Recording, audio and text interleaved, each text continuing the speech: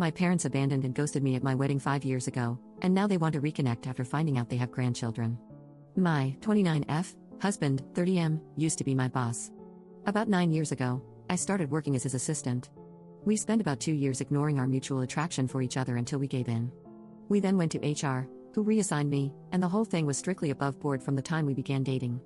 I got pregnant about a year later, and my husband and I decided to get married.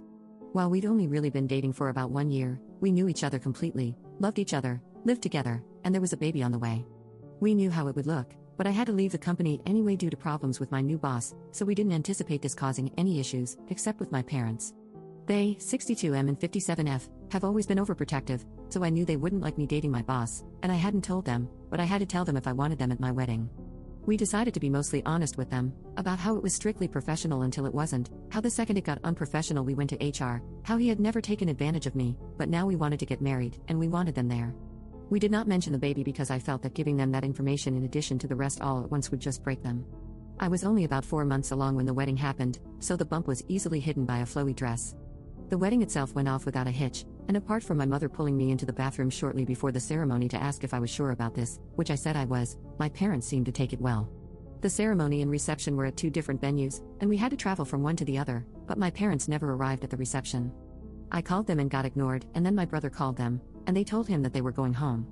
I don't remember the exact reason they gave, but it amounted to them being tired and uncomfortable.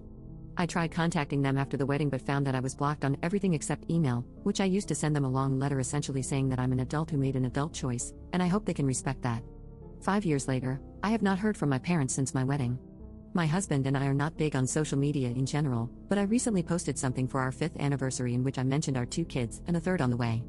Within a month of making this post, my parents left a voicemail saying they saw the post and, having had no idea that they had grandchildren previously, now want to meet them. I haven't responded, and there have been a few follow-ups since then asking why I haven't. I don't know what to do, but my gut instinct is that 5 years is too long, and it's about the kids, not about them respecting my choices or relationship. However, I can't help but feel that I'm being unfair, and my brother agrees because I told them in my email that if they could learn to respect my choice and my marriage eventually, then we could talk, and now I'm retroactively applying a time limit. Should I reach out to them? If I do, how should we go about rebuilding the relationship? Update 1. I asked to talk yesterday.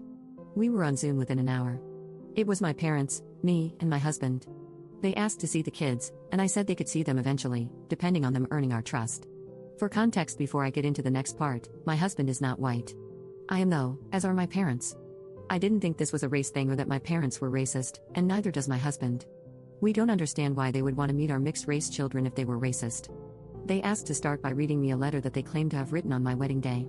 It said that they were uncomfortable with me marrying my former boss as they thought he took advantage of me, so they left between the wedding and reception to avoid a scene.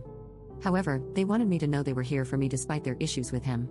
They added that they would have sent this to me the morning after my wedding, but then I sent my email about them needing to respect my choices, and they were so ashamed they couldn't bring themselves to send theirs. Seeing my anniversary post made them realize how much they've missed in 5 years, and they really don't want to miss anymore.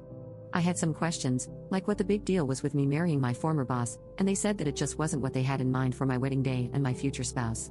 I asked why they even came to the wedding at all if they didn't support the marriage, and my dad responded that he wanted to walk his daughter down the aisle as it was the only chance he'd get.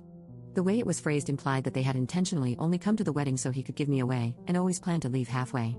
Because he said my daughter and didn't talk to me directly, it was pretty clear he was thinking about my older sister, who passed away. My husband caught that, too, and said that if they were talking about me, they should address me directly. Then he added that if they had planned to leave, they should have told us, as we wouldn't have invited them. As a father, he didn't understand how they could ignore their daughter for years or only get back in touch when we had kids. My dad snapped that he wasn't going to take this from an N-word. My mother immediately tried to run damage control, but I ended the call. They have since messaged me several times, trying to explain that calling my husband a racial slur wasn't indicative of a racist attitude and that he wouldn't have said that in front of the kids, so they should still get to meet them. I've spent 5 years wondering how they were so offended by me marrying my boss that had earned no contact for half a decade. Turns out they're just racist. It's almost nice to find out. If it was just the boss thing, I would have sympathy for them, and we might even be able to reconcile, but with this, it's now just a question of if I'm going to knowingly expose my mixed-race children to a couple of racists, which I am obviously not going to do.